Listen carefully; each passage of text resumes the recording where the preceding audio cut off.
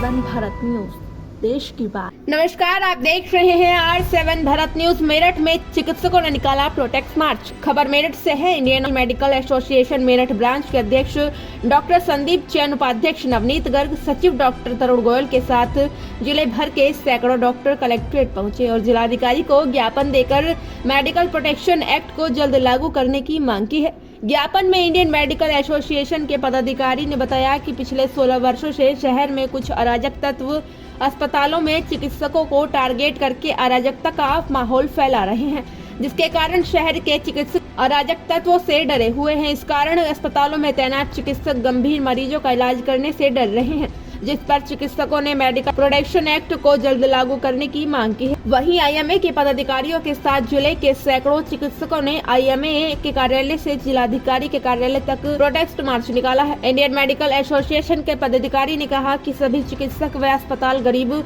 मरीजों के साथ है। हमारी लड़ाई अराजकता के खिलाफ और चिकित्सकों के आत्मसम्मान के लिए है। इस प्रोटेस्ट मार्च में आईएमए के साथ nursing home association, Meerut dental association, NIMA के सदस्य समेत सैकड़ों शामिल रहे। वहीं आपको बता दें कि अचानक से वहां अफरा तफरी का माहौल मच गया। चिकित्सकों की मीडिया से वार्ता के दौरान अचानक राकेश उत्पल नामक वृद्ध मीडिया के सामने आ गया। इसके बाद राकेश उत्पल ने न्यूडिमा अस्पताल के संचालन डॉक्टर संदीप कुमार गर्ग पर कई गंभीर आरोप लगाते हुए कागजात मीडिया के सामने पेश किए। इसके बाद वहां अफरा तफरी का माहौल भी पैदा हो गया। भीड़ वृद्ध राकेश उत्पल से कुछ कागजात छीनने का प्रयास करने लगी। से वहां पर हल्ला मच गया। मामला जिलाधिकारी कार्यालय के बाहर का है। माहौल को बिगड़ता देख वहां मौजूद पुलिस कर्मियों ने वृद्ध को अपनी कस्टडी में लेते हुए उसे सुरक्षित स्थान पर छोड़ दिया। R7 भारत न्यूज से ठाकुर सचिन पवार की खास रिपोर्ट। डॉक्टरों को कहाँ के रहने वाले? मैं रुक जाओ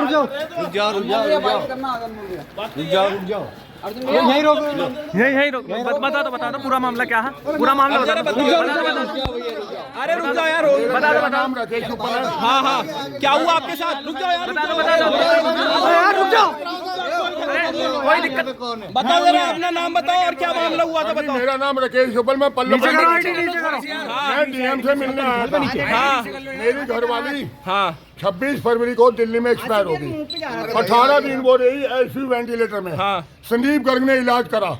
मजिस्ट्रेट जांच बैठी। मजिस्ट्रेट जांच में दोषी पाए गए कि इन्होंने वेंटिलेटर 15 लाख के ऊपर ऑक्सीजन चार्ज, ये चार्ज, वो चार्ज अलग से लिया गया।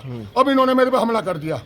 मेरी जो मजिस्ट्रेट जांच की वो थी, ये फाइल इन्होंने छीनने की कोशिश करी और ये कागज भी फाड़ दिया। है और कितने रुपए का बिल बनाया था? सुनो, 5 और 6 को मेरी घरवाली रही एसडी ग्लोबल में। उन्होंने एक डॉक्टर अनंत प्रकाश के लिए लिखा था कि इन्हें बुलाया जाए। उन्होंने डॉक्टर अनंत प्रकाश को नहीं बुलाया। क्यों नहीं बुलाया? क्योंकि उन्होंने केस बिगाड़ना था और यहाँ रेफर करना था कमीशन के चक्कर में। और कितने का बिल बैठा आपका? सर जी, बिल था 12 से 15 लाख रुपए का। पे करा। डीएम साहब बहुत अच्छे आदमी हैं, उन्होंने मदद करी। एक कप्तान साहब थे, वो क्या नाम है, प्रभाकर चौधरी। मेरी घरवाली थी आरजी डिग्री कॉलेज में।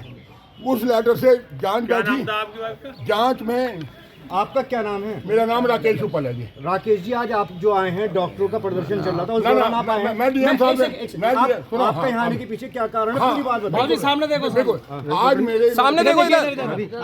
क्या कारण है? कोर्ट मैरिज है। आज मेरे बेटे की कोर्ट मैरिज है। ठीक है, कोर्ट मैरिज है वकील साहब के यहाँ। आज मैं डीएम साहब से मिलने आया था। उन्होंने मेरी बहुत मदद करी। मैं उन्हें नमस्ते करने भी आ जाता हूँ। सन बन रहा है, उसके लिए भी मैं आया था।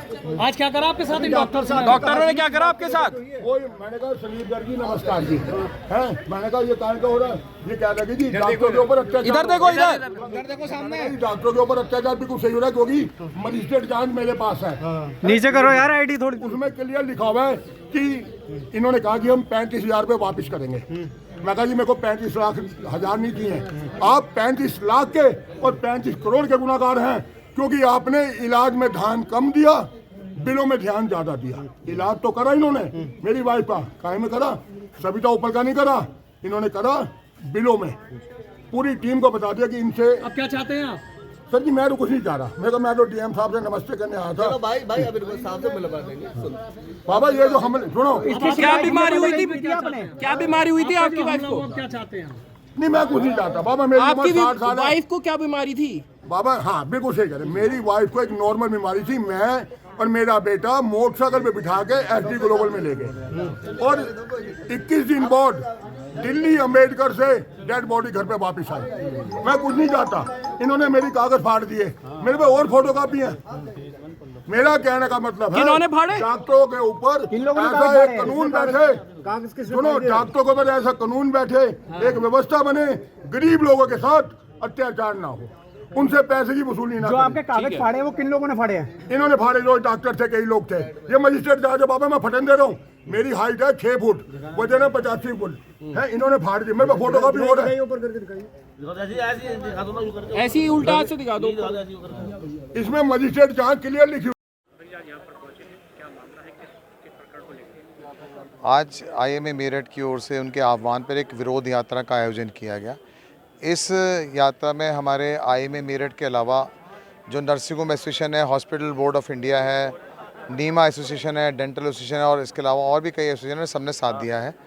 और आज हम लोग एक ज्ञापन यहाँ पर सौंपने के लिए आए थे, जिसमें हमने ये लिखा है कि मेरठ में पिछले कुछ दिनों में देखा जाए तो इस तरह के बहुत सारे ऐसे एपिसोड्स हो रहे हैं जिसमें कि अस्पतालों के अंदर अराजकता का माहौल क्रिएट किया जाता है, वहाँ पर एक मेंटल प्रेशर क्रिएट किया जाता है और वहाँ पर बिल कम करने के नाम पर एक ऐसा वातावरण क्रिएट किया जाता है, गुंडाई की जाती है कि वहाँ के डॉक्टर्स और वहाँ के स्टाफ 2 से 3 घंटे तक के लिए सब इन्वॉल्व हो जाते हैं और सारा हॉस्पिटल का जो वर्किंग है वो उस समय डिस्टर्ब हो जाता है और बाकी मरीजों के इलाज में भी प्रॉब्लम आती है।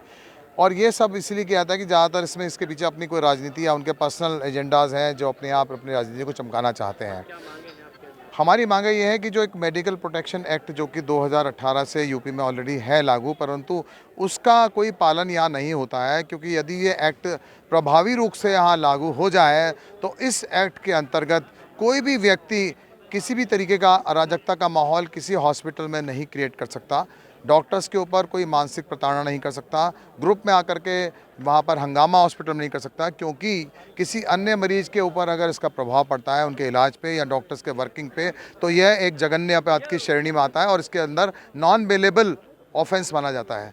परंतु ये जो एक्ट है यहाँ मेरठ में अभी इम्प्लीमेंट नहीं होता है, ना कोई डॉक्टर्स, ना कोई पुलिस डिपार्टमेंट, ना एडमिनिस्ट्रेशन इसकी जानकारी रखता है।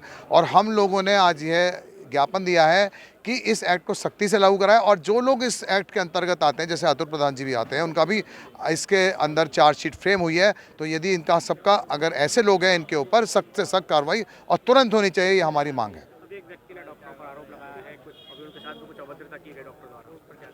देखिए हम सामाजिक लोग हैं, डॉक्टर्स हैं, जो भी व्यक्ति पैसा मांगता है उसके ऊपर ऐसे आरोप लगाए जाते हैं।